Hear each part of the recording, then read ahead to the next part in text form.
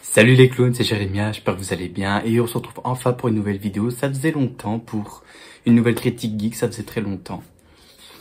Et bien entendu, comme vous avez pu voir dans le titre, on va s'attaquer à la trilogie Nolan et on commence par Batman Begins, sorti en 2005, réalisé par Christopher Nolan. Pour résumer le film, j'ai pas besoin de vous résumer, c'est juste l'origin story de Bruce Wayne qui va devenir Batman, à la suite d'un long parcours initiatif qu'il va entreprendre, genre il va faire le tour du monde, apprendre à voler, à faire les différents styles de combat et revenir plus fort pour devenir Batman, afin de se battre contre la mafia, le crime, la corruption des flics. Et également une menace très grande va bientôt arriver sur Gotham City. Donc voilà à peu près pour le scénario. Et honnêtement, Batman Begins, j'ai beaucoup de choses à dire, hein, parce que j'ai déjà noté énormément de choses. Et Batman Begins, ça reste quand même un de mes films Batman que je kiffe énormément. Même toute la trilogie Nolan, pour être plus précis. J'aime toute la trilogie Nolan. Batman Begins, on va dire que c'est le en troisième position. Parce que, je vais déjà spoiler, mon premier c'est Dark Knight et deuxième Dark Knight Rises. C'est comme ça, je vais faire ainsi. Donc, honnêtement, après le fiasco qu'on a eu avec Batman Forever et Batman et Robin, avec Joel Schumacher qui avait fait un Batman qui faisait repartir avec le Batman d'Adam West en mode rigolo et tout ça, ça n'a pas fait énormément de succès et du coup, Batman a remonté la pente avec ce film-là, Batman Begins, dont je vais vous parler, qui est juste cultissime. Donc voilà. Donc sans plus tarder, on va commencer parce que j'ai beaucoup à dire. On va d'abord commencer par les points positifs. Tout d'abord, la première chose que tu retiens d'abord de le film, c'est bien entendu la musique. La musique est géniale. Le film commence sur le thème de Batman, où ça fait... Petite anecdote, cette musique-là, ça symbolise le battement d'ailes d'une grande chauve-souris dans l'obscurité, qui est juste génial. Toutes les musiques dans ce film-là sont géniales. Je mentionne aussi la musique qu'on entend dans le training montage, et je vais en parler parce que j'aime beaucoup aussi ces scènes-là. Le moment où Bruce et Ra's al Ghul s'affrontent sur la glace, c'est juste génial. Il y a Molossus qui est la musique qu'on entend dans la séquence de la course-poursuite Batmobile versus Police de Gotham. Et puis la musique qu'on entend dans le générique de fin, ça fait pom, tam, tin, tin, tin. Donc vous voyez, beaucoup de musique géniale. Franchement, Hans Zimmer avait fait un excellent boulot. Même une autre musique que j'ai trouvé aussi bien, c'est la musique de... Quand on est dans les flashbacks, quand Bruce perd ses parents, la musique est tellement bien composée, franchement, je n'ai rien à dire là-dessus. La musique, ça. Un gros point positif du film, c'est la musique. Voilà. Au niveau de l'intro, j'ai beaucoup aimé, genre, l'intro qui s'ouvre. Genre, t'as le noir qui fond, t'as toutes les chauves-souris qui volent, et là, tu vois t'arrives à voir le logo de Batman qui apparaît dans la nuit de chauve-souris. Je trouve ça juste génialissime, franchement. C'est génial. Et puis après, hop, t'es dans le film se lance avec Bruce qui tombe dans un puits et qu'après t'as toutes les chauves-souris qui l'envahissent, c'est juste génial. Attention, Bruce quand il est enfant, hein, pas Bruce quand il est adulte et qu'il trouve la grotte. Non, je parle pas de ça. Je parle quand Bruce et Rachel, en étant enfant, jouent je crois que c'est dans un jardin botanique du manoir Wayne. À un moment, Bruce tombe dans un puits et là t'as des chauves-souris qui sortent et ça l'effraie. Franchement, cette séquence-là est juste géniale. J'ai bien entendu parler de quelques séquences cultes, et j'en ai repéré énormément. Tout d'abord, première apparition de Batman, séquence sur les quais, quand il interpelle Falcon et ses hommes, c'est juste ultra magnifique. Le fait que d'abord, il y a un mec qui se fait prendre qui se fait choper et qui est dans le noir, après t'as tous les mecs qui se demandent qu'est-ce qui se passe ou quoi que ce soit. T'entends des hurlements, quoi que ce soit, les mecs sont en mode... Genre ils se mettent à paniquer, en mode qu'est-ce qui se passe, pourquoi, quand ils voient que ses potes disparaissent les uns après les autres, c'est génial. Ça c'est typiquement du Batman Arkham. Genre Batman qui élimine les ennemis un par un et les autres se demandent qu'est-ce qui se passe. Ça c'est juste génial. Et même une séquence que j'ai trouvé bien dans ce passage-là, c'est quand t'as un ennemi qui tire à un moment comme ça, puis après il gueule « Où es-tu » La caméra fait ça, et là tu vois Batman la tête pendue, ici, il le prend, putain ça c'est classe quoi. Ça c'est vraiment génial quoi, ça c'est du pur Batman. Et après quand il il va chercher Falcon dans la voiture. Il pète le toit de la voiture. Il le prend aussi et il dit « Je suis Batman !» Putain, ça c'est génial quoi. C'est génial. Et après, il s'envole avec. Oh là là. Que de bonnes choses dans ce film-là. Ensuite, on a, comme je t'ai dit, training montage, la séquence où Bruce s'entraîne avec Ra's al Ghul sur la glace, mais aussi quand tu vois Bruce, quand Ra's apprend à Bruce les techniques de la Ligue. Je trouvais ça bien, genre le coup de la poudre qui faisait diversion ou pour disparaître, ça c'est génial, ça fait typiquement référence au bal fumigène que Batman utilise. Qu'est-ce qu'on a d'autre? La séquence où Bruce est en ninja, donc je suis toujours dans la partie entraînement. Quand Bruce est en ninja et qu'il est, comment dire, t'as les ennemis qui attaquent un par un pour que Bruce arrive à vaincre sa peur, c'est génial. Et aussi quand Ra's demande à Bruce de tuer un homme qui a commis un crime et qui doit mourir. Là, Bruce a déjà mis en tête son code qu'au quoi il ne tuera pas. Il a besoin d'être jugé. Bien évidemment, la Ligue et Ra's ne sont pas de cet avis-là. Du coup, Bruce se retourne contre eux. Et là, le manoir explose. Bruce arrive à s'enfuir en sauvant Ra's. C'est juste génial. Enfin, Ra's, c'est Henry Ducard pour l'instant. Mais à la fin, on t'apprend réellement que c'est Ra's al Ghul. Et je vais en parler d'ailleurs de ça. L'origin story qui est respectée également. Cette séquence-là, elle est géniale. L'origin story est respectée. Quand tu vois Bruce qui va avec ses parents pour assister. Et là, c'est pas un cinéma, là, pour le coup, c'est un opéra. Parce qu'on voit des mecs qui sont habillés en chauve-souris. Du coup, ça terrorise Bruce, qui décide de partir. Ils arrivent tous les trois dans la ruelle, donc l'allée du crime, normalement. Et là, la scène que tu connais par cœur, Joe Chill qui leur pointe l'arme, qui leur dit portefeuille, bijoux et tout ça. Et après, bam, bam, ils leur collent des balles. Ils s'enfuient en courant. Et tu vois Bruce qui est en pleurs, qui est en larmes, qui est détruit par la perte de ses parents.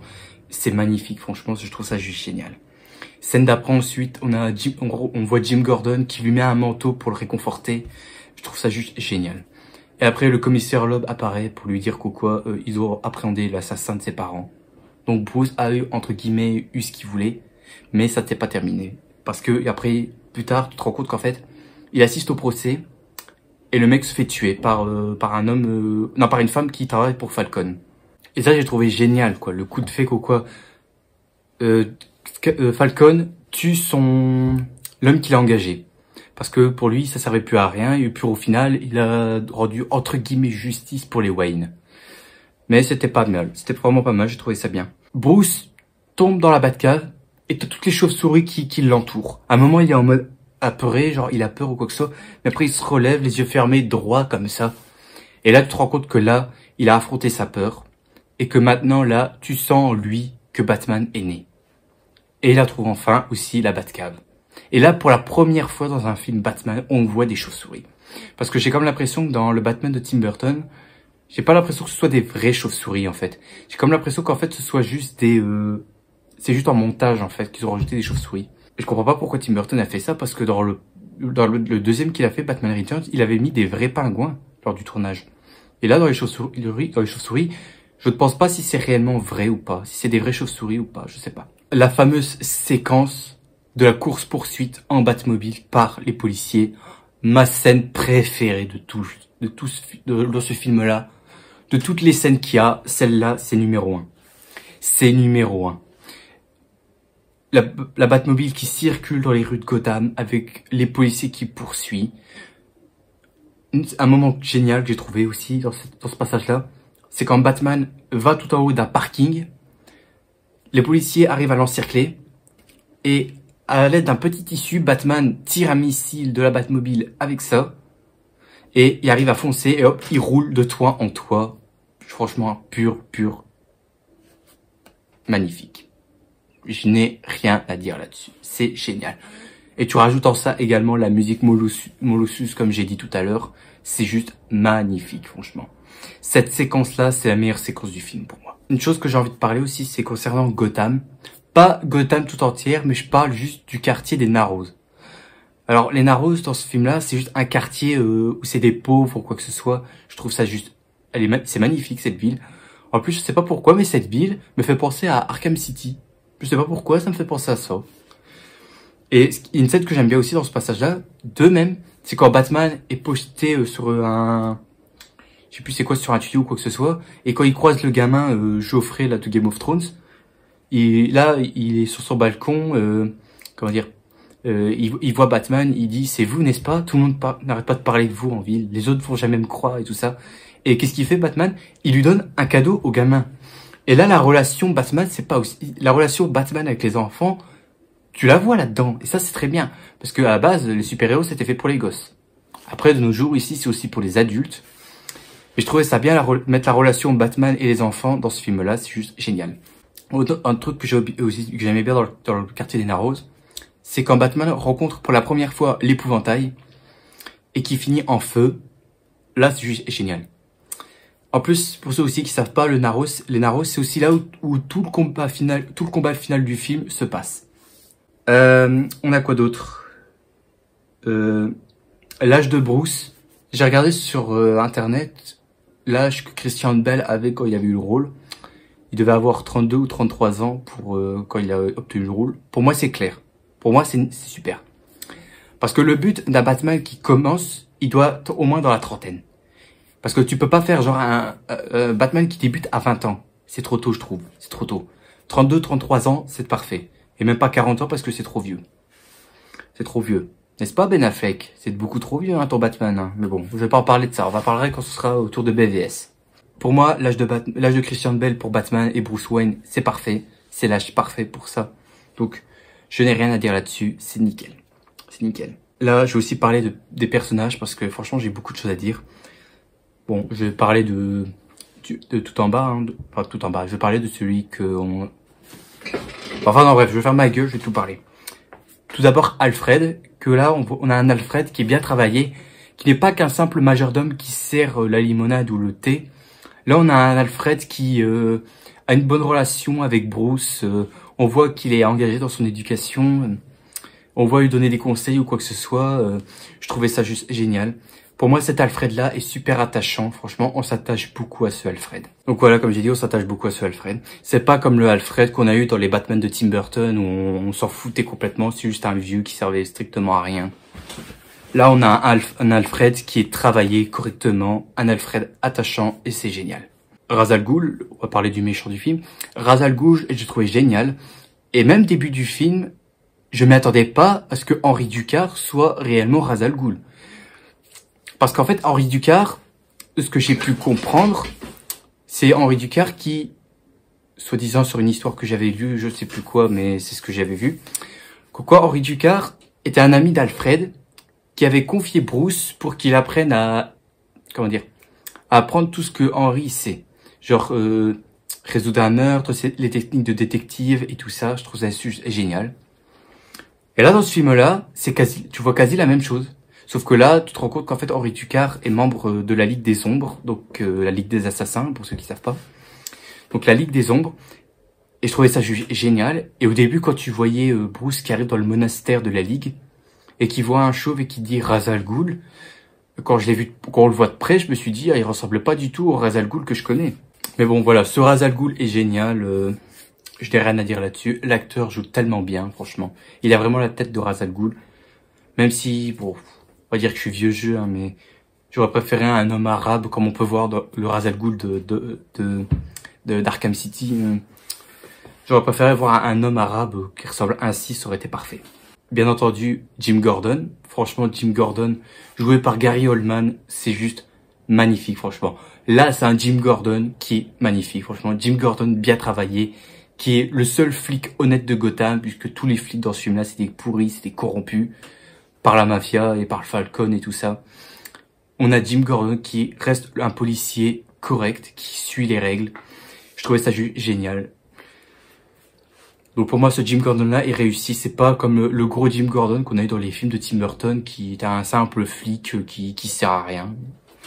Là, Gordon réussit. Je n'ai rien à dire là-dessus. En plus, la relation Batman et Gordon qu'on commence à avoir dans le film est juste parfait, franchement. Ce que j'aimais bien aussi, c'est quand Gordon va acheter ses poubelles. À un moment, on voit Batman qui est perché comme ça sur le balcon. Et je trouvais ça juste génial. Puis après, il lui parle.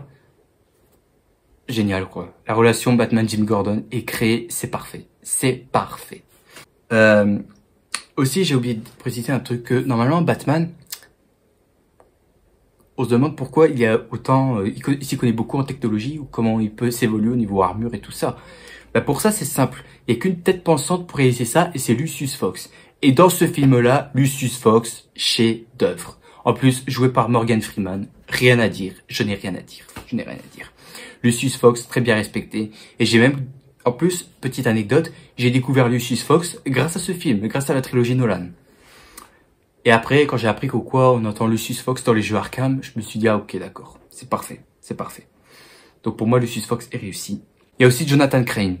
Attention, hein, j'ai dit Jonathan Crane, hein, pas l'épouvantail. L'épouvantail, c'est plus tard. Jonathan Crane, joué par Cillian Murphy, est juste génial. Oh, Jonathan Crane, je le trouve génial. Tu le vois dès comment il est, que c'est un mec à qui il faut pas t'en approcher ou quoi que ce soit, c'est un mec qui est bizarre et tout. Donc pour moi, j'ai rien à dire sur Jonathan Crane, est génial. Par contre, l'épouvantail, ça va pas du tout. Moi, ça, je vais en reparler dans les points négatifs. Que l'épouvantail, c'est pas possible. Aussi, petit point que je peux aborder, c'est concernant Zsasz. Là, on voit Victor Zsasz, mais qui n'est pas très très bien exploité, honnêtement. On le voit juste 2-3 scènes où il joue juste 5 secondes et c'est tout. Quand tu le vois quand il est au procès avec Rachel, puis après quand il est enfermé à l'asile d'Arkham, puis après quand il est libéré, puis après quand il s'en prend à Rachel avec une armée de détenus. Et après c'est tout, tu ne vois plus Zsasz. Et c'est dommage parce que l'acteur qui joue Zsasz il est correct. C'est pas comme le Zsasz que tu vois dans Birds of Prey. Hein. Maintenant, je vais parler de deux gros points positifs. Les deux gros points positifs que j'adore dans ce film-là. Tout d'abord, c'est le costume. Putain, quoi. Le costume de Batman dans ce film-là, génial, quoi. C'est un des meilleurs costumes que j'ai pu voir au cinéma, quoi. C'est pas mon préféré, hein. Mais c'est un costume super classe.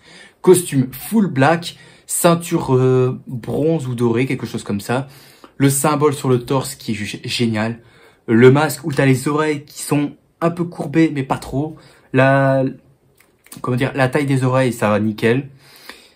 La longue cape, même si elle dépasse genre 10 cm, c'est génial parce que quand Batman se déplace avec sa cape ou quoi que ce soit, je sais pas, ça fait un petit côté démon, ça fait un petit côté diable là-dedans. Et ça, j'aime bien. Un côté démon, diable, spectre sur Batman avec sa longue cape et tout. Notamment la scène quand juste avant qu'il plane, il parle à Rachel, il dit « Qui que je sois au fond de moi, je ne suis jugé que par mes actes. » Après, il plonge et on voit sa longue cape il déploie sa cape. C'est juste génial, quoi. C'est génial, quoi. Donc, le costume, j'aime bien. Et aussi, ce costume-là, je trouve que ça lui fait une vraie carrure. Genre, quand tu le vois, c'est un mec qui est balèze, quoi.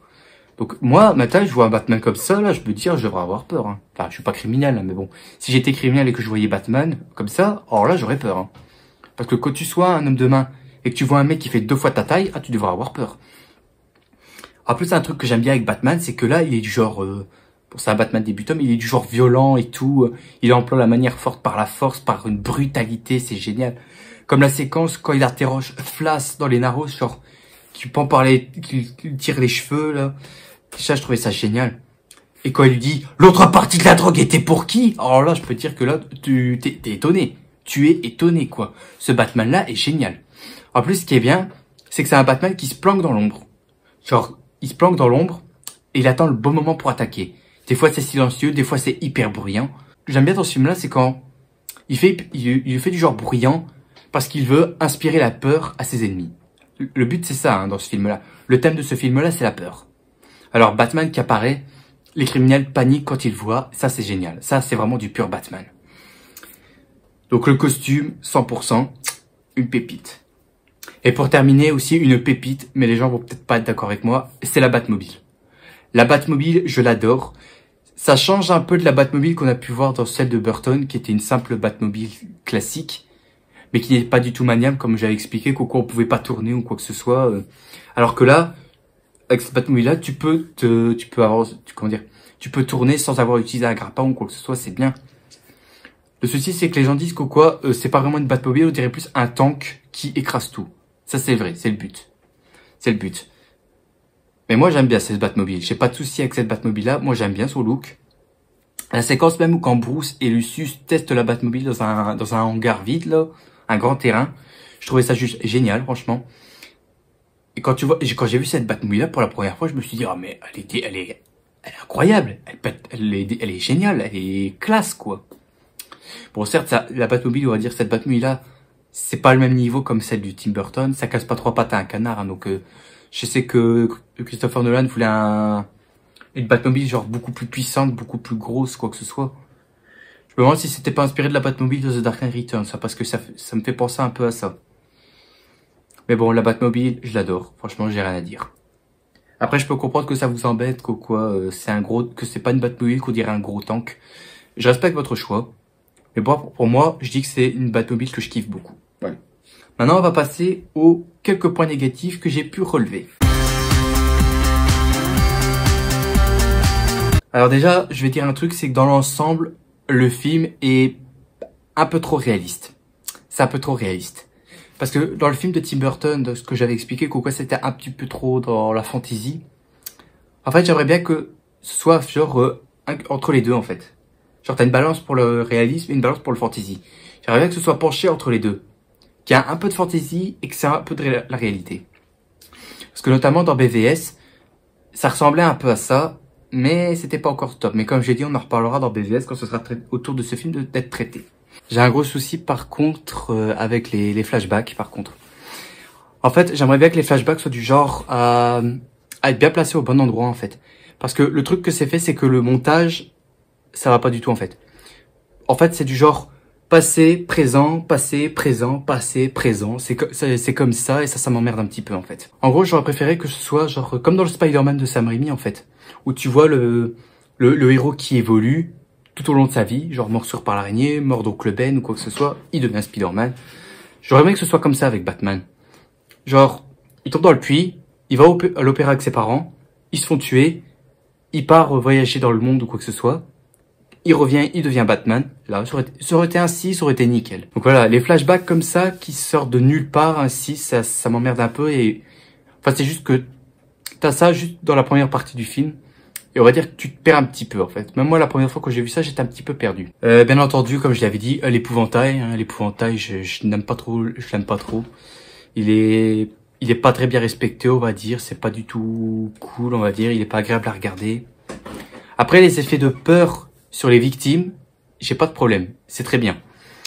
Le problème, c'est que l'épouvantail, déjà, son look est pas ouf. Son look est pas génial. Sac à patate, costard cravate, je suis désolé, c'est pas possible. Pour moi, j'accepte pas ça. J'aurais préféré que genre il se base déjà de l'épouvantail de la série animée de Bruce Timm. Plus, s'il avait pu, enfin si ça avait été fait plus tôt, celui des jeux Arkham. Genre celui d'Arkham Asylum. Là, ça aurait été beaucoup plus cohérent, mais c'est pas fait malheureusement. Donc l'épouvantail déjà, il est pas respecté franchement. Jonathan Crane était nickel, mais son épouvantail, je n'aime pas trop. En plus, j'ai pas fini avec l'épouvantail, il me reste encore une chose. C'est la fin de l'épouvantail, je la valide pas non plus. Genre, d'abord, t'as l'épouvantail qui arrive sur son cheval, qui est génial, qui fait penser au Long Halloween. C'est Long Halloween ou... Oui, c'est Long Halloween, oui, pardon. Eh ben, sa fin, comme j'ai dit, j'aime pas trop. C'est Rachel qui lui envoie une décharge de taser dans le masque et après il se barre sur son cheval, il t'en a plus parlé. J'aime pas franchement. J'aurais préféré que Batman le capture et l'accroche quelque part pour que la police puisse le récupérer à l'après. Mais ce n'est pas fait. Ce n'est pas fait, c'est dommage. Ensuite, pour parler, comme j'avais dit, Gotham. Le quartier des Narrows était nickel. Le problème, c'est que dans Gotham, ça a pas vraiment d'identité. À part la tour Wayne que tu vois, c'est tout. Mais mis à part ça, t'as pas beaucoup grand chose en fait. Genre tu reconnais pas Gotham, tu peux te dire que c'est juste une ville américaine comme Chicago ou New York ou des trucs ainsi, ouais.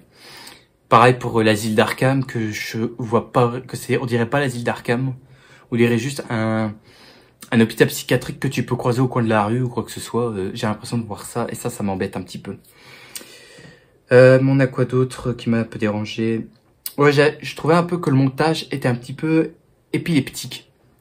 Par exemple, ce que je veux dire par là, la séquence quand Batman élimine les hommes de Falcon, genre il atterrit au groupe d'un groupe de mecs genre qui sont 12-15, il leur pète la gueule et c'est entrecoupé par un plan où on voit Falcon qui arrive sur le champ de bataille pour voir qu'est-ce qui se passe ou quoi que ce soit. Et quand il voit ce qui se passe, il se met à courir pour essayer de s'enfuir. Et là, c'est ça le problème, c'est que ça fait combat, Falcon, combat, Falcon, combat, Falcon.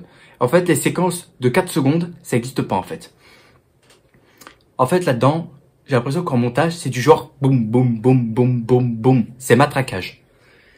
Donc voilà. Aussi, les combats... les combats sont géniaux, j'ai pas de problème avec ça, mais le problème, c'est que on voit pas très bien les combats, en fait. J'ai l'impression que ces mouvements comme ça, là, tu sais, que quand tu fais tes TikTok, là, que tu fais des mouvements, quoi que ce soit, j'ai l'impression que c'est ça, en fait. Et du coup, les combats, je sais pas si c'est chorégraphié ou si c'est juste des simples coups qu'on met comme ça, au hasard. Parce que, franchement, les combats, j'ai trouvé un tout petit peu illisibles, on va dire. Le problème avec ça, c'est ça. Les combats sont très bien, mais on les voit pas très bien. Par exemple, la séquence quand Batman pète la gueule aux hommes de Matt Falcon, les 12-15, comme j'ai parlé tout à l'heure. Eh bien, on voit la caméra qui bouge, en fait. Alors, je peux comprendre que la caméra n'arrive pas à suivre les mouvements de Batman, parce que ça rajoute un côté mystérieux au personnage. Ça, je l'accepte. Ça, je l'accepte. Mais vers la fin, quand Batman affronte Ra's al Ghul, tu vois pas beaucoup, en fait. C'est juste, tu revois la même chose, genre, des mouvements comme ça avec la caméra ou quoi que ce soit, tu vois pas grand chose au niveau combat. Ça, c'est un peu embêtant, en fait. J'ai encore 2 autres points négatifs, c'est les derniers. D'abord, Rachel Dawes. Alors, j'ai rien contre le personnage de Rachel. Franchement, elle est très bien. Le problème, c'est que c'est un petit peu comme la MJ dans le Spider-Man de Sam Raimi, c'est qu'en fait, c'est juste une demoiselle en détresse qui est là que pour qu'on la sauve et c'est tout, en fait. Bon, au moins, il y a un point positif à Rachel que n'aura pas MJ, c'est que Rachel, au moins là-dedans, elle n'est pas chiante. Voilà. Tout simplement. Alors Rachel, elle est moins chiante que la MJ des Spider-Man de Sam Raimi, je tiens à vous le dire. Et pour terminer, je dirais que Bruce n'est pas assez torturé par la mort de ses parents. Alors, au début, juste avant qu'il s'en va dans le monde entier, on voit qu'il est torturé, parce qu'il repense à ce qui s'est passé. Mais après qu'il soit revenu à Gotham, après qu'il soit devenu Batman, non là, il se la joue en mode Tony Stark. Genre, pute dans ses bras, mousseux et tout ça, hop, c'est la fête, quoi. Non, je suis désolé, Bruce Wayne et Tony Stark, c'est pas la même chose. Et Bruce Wayne est vachement plus intéressant que Tony Stark, hein, je tiens à vous le dire. Donc voilà, donc Bruce Wayne n'est pas assez torturé là-dedans et c'est dommage. J'ai tout dit. Donc, pour conclure. Alors je ne sais même pas quoi dire, franchement ce film-là est juste génial. Ça a fait repartir Batman sur de nouvelles bases. Avec ce film-là, tu montres à quel point Batman est génial. Et ça montre beaucoup plus de choses que tu ne voyais pas dans les comics. Et surtout dans les films de Tim Burton. C'est que là, tu vois Bruce qui évolue, qui essaie de devenir Batman. Ça, c'est génial. Parce que là, on instaure un Batman qui est à ses débuts. C'est pas comme le Batman de Tim Burton où là, il était là depuis longtemps et qu'on ne sait pas comment il a fait pour apprendre les techniques de combat et tout ça. Pareil pour le Ben Affleck. Batman de Ben Affleck, c'était pareil. Au moins, il n'y a que dans le Batman de Christopher Nolan que là, on nous montre comment Bruce est devenu Batman et les compétences qu'il a acquis. Je trouvais ça juste génial. Je crois que j'ai à peu près tout dit. Et franchement, honnêtement, grâce à ça, on nous a pu, donner naissance à une trilogie de super-héros culte qui est la trilogie Dark Knight. Franchement, je n'ai rien à dire là-dessus. Donc, ma note que je mets à Batman Begins, 17 sur 20.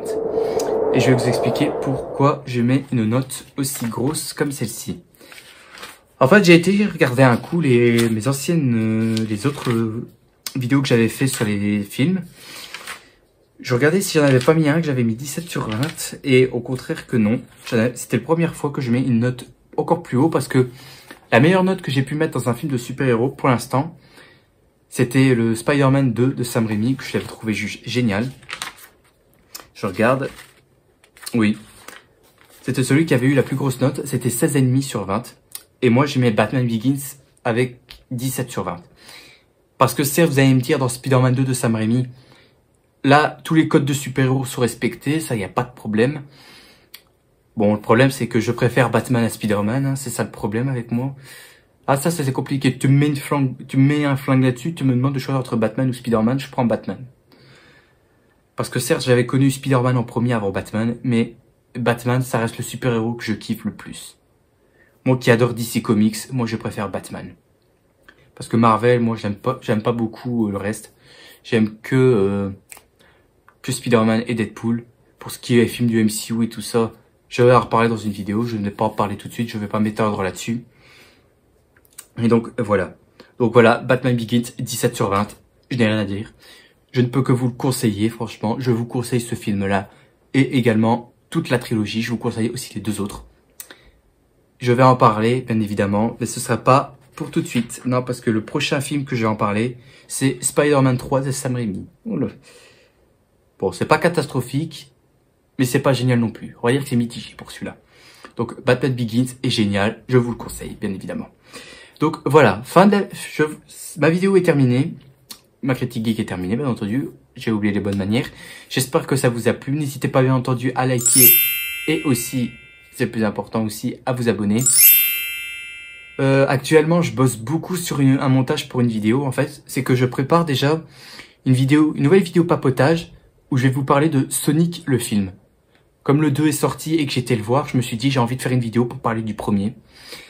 Et ça va être très détaillé en fait.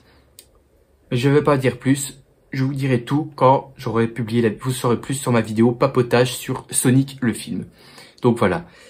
Et ça va être compliqué d'attendre parce que j'ai encore du montage à faire et j'ai encore ma vidéo à tourner. Mais bon, j'ai déjà pris toutes mes notes, hein, mais c'est juste le montage qui prend beaucoup de temps. Je suis beaucoup de tutos ou quoi que ce soit, c'est assez compliqué. Mais j'espère vous le faire très très rapidement. Donc voilà. Donc moi je vous dis à la prochaine et surtout pensez à sourire et surtout un conseil. En regardant Batman Begins, n'ayez pas trop peur. Allez, salut!